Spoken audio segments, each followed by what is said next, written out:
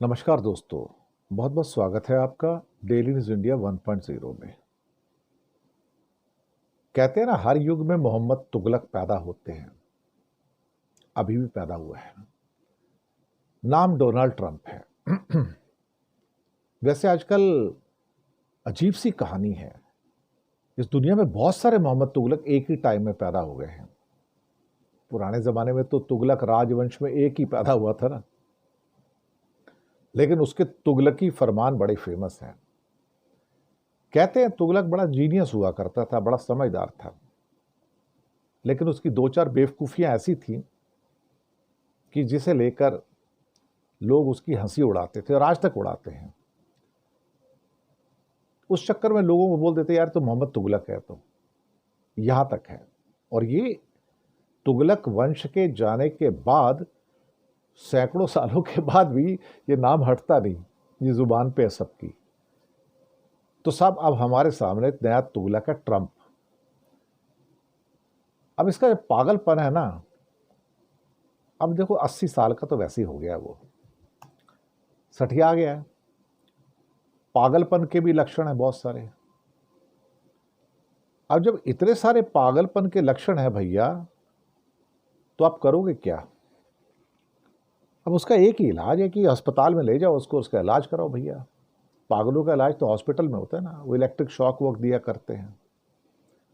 अब इसको कोई आदमी आए जो शॉक वॉक दे, लेकिन मुसीबत यह है कि अभी इस पागल के सामने सभी जिल्ले इलाही जिल्ले इलाही जिल्ले इलाही कर रहे हैं। और सबसे ज्यादा जो इसके सामने जिल्ले इलाही कर रहा है उसका नाम है नरेंद्र मोदी। जिल्ले इलाही नहीं कर रहा है, सरेंडर हो गया, दंडवत प्रणाम कर रहा है पैरों में लेट के। सवाल तो बनते हैं कि इस बंदे से पूछा जाए कि सारी दुनिया को तूने पेशो पेश में डाल दिया, सारी दुनिया का व्यापार मिट्टी में मिला दिया तूने पिछले 5 दिन के अंदर। सारी दुनिया में लाखों लोग हजारों एयरपोर्ट्स पर अटक गए, ना बेचारे इधर के ना उधर के। साहब समझ में नहीं आता कि इस पागल का इलाज क्या होगा। और इस पागल के सामने जो हमारा नरेंद्र मोदी है, उसकी जुबान नहीं खुलती। उसकी जुबान में ताले लगे हुए हैं साहब। जी हां, ताले लगे हुए हैं। ऐसे हालात आ गए हैं, ऐसे हालात आ गए हैं कि जहां पर इस आदमी का इलाज होना जरूरी है। आपको मैं एग्जांपल देता हूं। पिछले 2 दिन में ट्रंप क्या बोल रहे हैं, आप खुद अंदाजा लगाइए। मैंने कल एक एपिसोड भी किया था, बूट्स ऑन द ग्राउंड, यानी कि थल सेना को जमीन पे उतारना, फौज को उतारना जमीन पे। फौज उतरेगी तभी आप कोई एरिया कैप्चर कर पाओगे ना, तभी कुछ कर पाओगे ना। ऊपर से तो कुछ डाल के कुछ होता नहीं ना। अगर गाजा के अंदर थोड़ा एरिया कैप्चर किया इजराइल ने, तो उसकी फौज गई ना अंदर टैंकों वैंकों को लेके, तभी होगा ना। तो 2 दिन से कम से कम 5 बार इसका 6 बार स्टेटमेंट बदल चुका है। हम ग्राउंड फोर्सेस को भेजने को तैयार हैं, यानी कि लैंड फोर्सेस को, फौज को भेजने को तैयार हैं। फिर 2-4 घंटे बाद आता है उसका एक और टिप्पणी आती है, हम सोच रहे हैं ग्राउंड फोर्सेस को भेजने के बारे में और सही टाइम पर हम डिसीजन ले लेंगे, अभी हमने डिसाइड नहीं किया है। कल सुबह हुआ फिर वही, हम ग्राउंड फोर्सेस भेजने के लिए तैयार हैं और ग्राउंड फोर्सेस के लिए अब तैयारी करो, हम आ रहे हैं ईरान, वी आर कमिंग। शाम होते होते पता लगा स्टेटमेंट फिर बदल गया, we are thinking on this one. हम एक चांस दे रहे हैं ईरान को सरेंडर करने के लिए, या तो सरेंडर कर दो नहीं तो हम आ रहे हैं। अभी भी अगर आपको लगता है कि आदमी मोहम्मद तुगलक नहीं तो कोई क्या करेगा। कल सुबह फिर कहता है आदमी हमारी फौजें आ रही हैं, लैंड फोर्सेस आ रही हैं, कुचल कर रख देंगी ईरान को, और हमारे पास इतना बारूद है कि कभी खत्म ही नहीं हो सकता।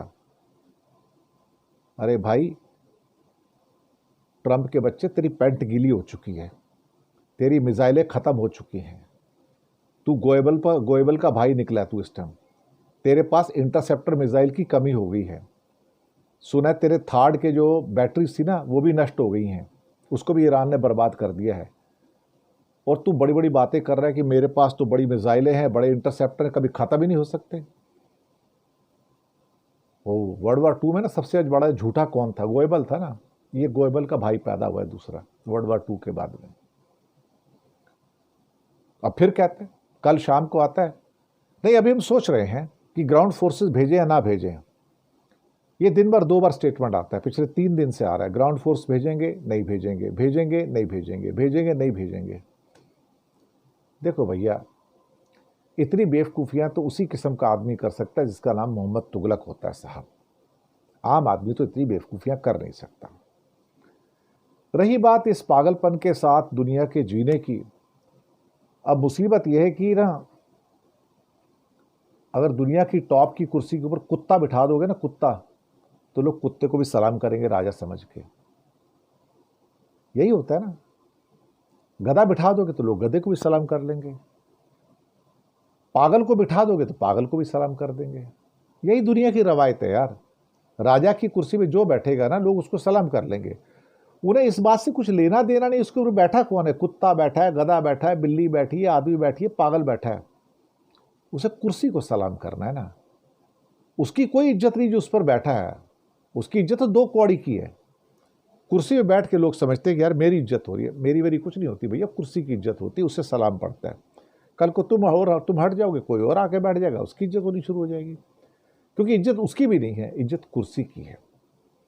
लेकिन कई बार इंसान अपनी बुद्धिमत्ता से, अपने दिमाग से, अपने अच्छे डिसीजन से लोगों का जो भला करता है, तो लोगों को लगता है ये तो यार हमारा हमसाया है, यार ये तो हमारा दोस्त है, ये तो हमारा भला कर रहा है। तो लोग उसको भगवान मानना शुरू कर देते हैं, मन से भगवान मानते हैं। और जब उस टाइम वो सल्यूट करते हैं तो कुर्सी के साथ उस आदमी को भी सल्यूट करते हैं, क्योंकि वो उस काबिल हो जाता है कि उस कुर्सी पे बैठ जाए। फिलहाल तो आजकल दुनिया में टॉप की कुर्सियों पे गड़े कुत्ते, गधे, बिल्लियाँ, पागल यही बैठे हैं। समझदार तो मिलता ही नहीं, क्या कहा जाए।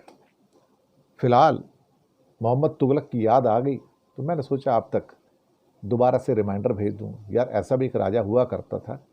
तो हर युग में मोहम्मद तुगलक पैदा होते हैं, हालांकि इस युग में कुछ ज़्यादा ही पैदा हो गए हैं। तब तक इस मोहम्मद तुगलक का मज़ा लीजिए जब तक दूसरा पैदा होता है। शुक्रिया आपका।